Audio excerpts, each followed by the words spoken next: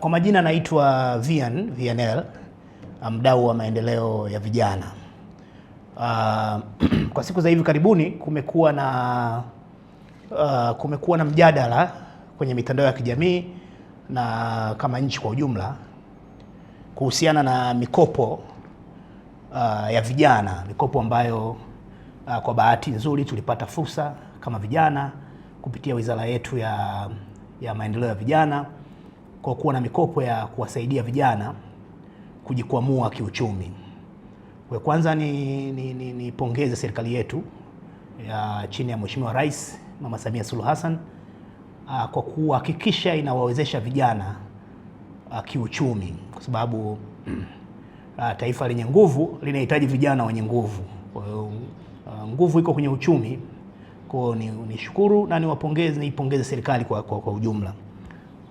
Lakini kumekuwa na mijadala ambayo imekuwa ikiendelea kuhusiana na mikopo hii ambayo mimi naamini imetolewa kwa nia njema ili tuweze kujikwamua kama vijana.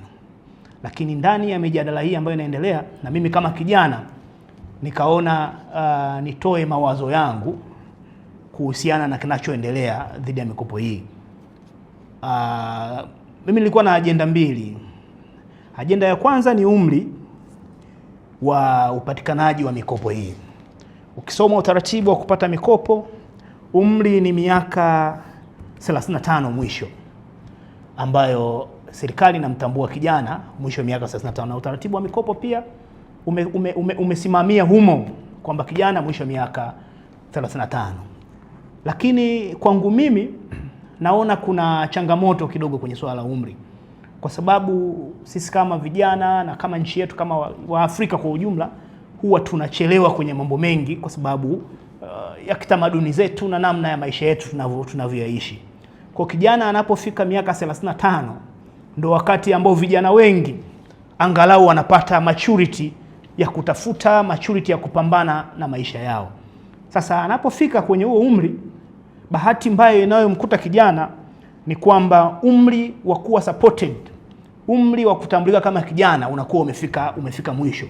Kwa kijana akitoka miaka 35 anaenda 36 na kuendelea, anajikuta yuko kwenye position ya kuweza kufanya mambo mengi kwa ufasaha, maana umri wa try and error unakuwa umepita. Lakini bahati mbaya taratibu na sera za kinchi hazimpi nafasi ya kumtambua kama vijana. Kwa ukiangalia hata mikopo hii, vijana kuanzia miaka 36 hawako kwenye nafasi ya kuwa beneficiary wa mikopo hii. Kwa mimi ningeomba kama wizara na serikali kwa ujumla, kama kuna nafasi ya kujadili na kuona namna nzuri ya kubadilisha taratibu za umri wa kupata mikopo hii. Tumeona kwenye chama chetu cha Mapinduzi ambacho ni chama tawala, ambako umri ulikuwa miaka 35, lakini kupitia vikao halali kukawa na mabadiliko ya umri wa kijana kumtoa miaka 35 kwenda miaka 40.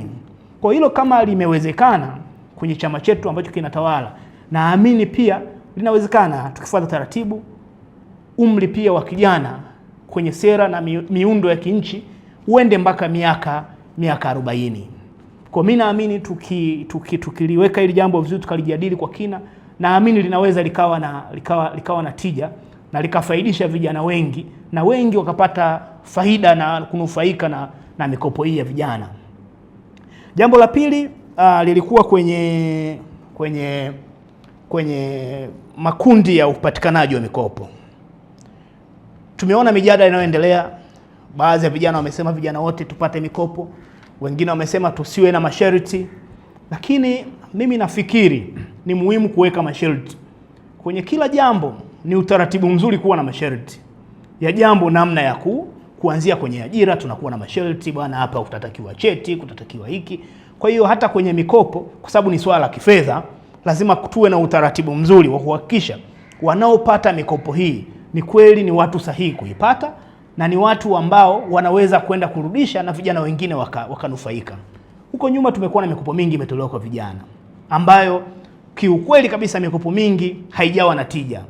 Na niseme tu pia mikopo mingi pia ilienda kwa watu ambao sio sahihi. Kwa hiyo kama taifa na kama wizara chini ya waziri wetu Joel Nanauka ningetamani waliangalia hili kwa kina, ili makosa ambayo yalishajitokeza huko nyuma yasijitokeze kwenye utaratibu wa mikopo ambayo inatolewa na wizara. Kwa mimi ningetamani pia tu categorize makundi kwenye upatikanaji wa mikopo.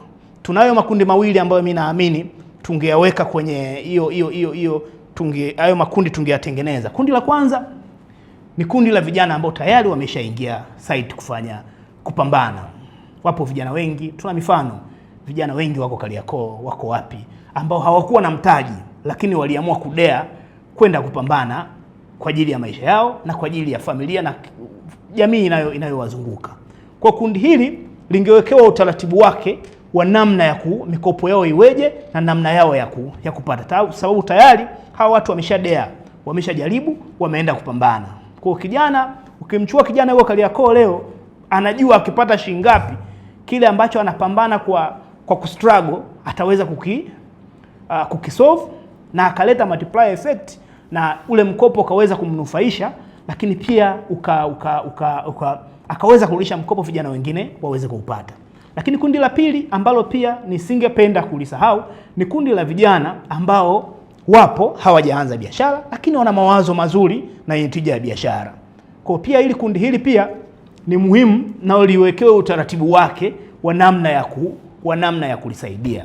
Lakini tusiweke mikopo kwa makundi haya yote mawili kwa kuyaweka pamoja kwamba huyu tayari yuko tayari field anafanya biashara, huyu afanye biashara tukaweka kwenye bucket moja. Kwa hiyo ningetamani Mheshimiwa Waziri kwenye awamu ijayo ya mikopo muone namna pia ya kuyaangalia makundi ya vijana ambao tayari wameshaingia field wanafanya biashara, tuwawezeshe. Hawa vijana mimi naamini wakiwezeshwa watasaidia na wenzao nyuma, wataajiri wengine na wengine. Lakini pia ambao hawajaingia tuangalie wenye mawazo mazuri ya biashara na tuweke taratibu nzuri ambazo zitatusaidia mikopo hii kuweza kurudi.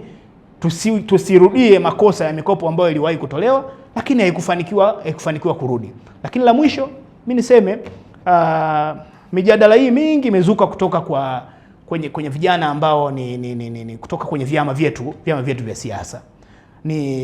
Sio jambo baya, lakini tukubaliane kwamba nchi ina vijana wengi ambao pia hawahusiani na siasa, lakini nao wanatamani kuwa beneficiary wa mikopo hii.